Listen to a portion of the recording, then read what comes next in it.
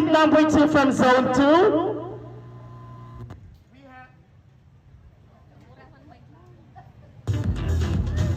Okay.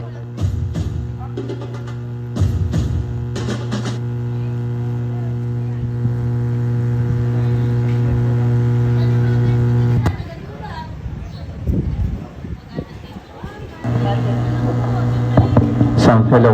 Good morning, Miss Zone 2. Kumusta ka? Good morning din po at okay lang din po ako. Okay, ito yung tanong mo. Bakit mo gustong sumali sa Search for Municipal Meet 2024? Ulitin ko. Bakit mo gustong sumali sa Search for Municipal Meet 2024? Magandang umaga po. Salamat po sa katanungan niyo po, sir.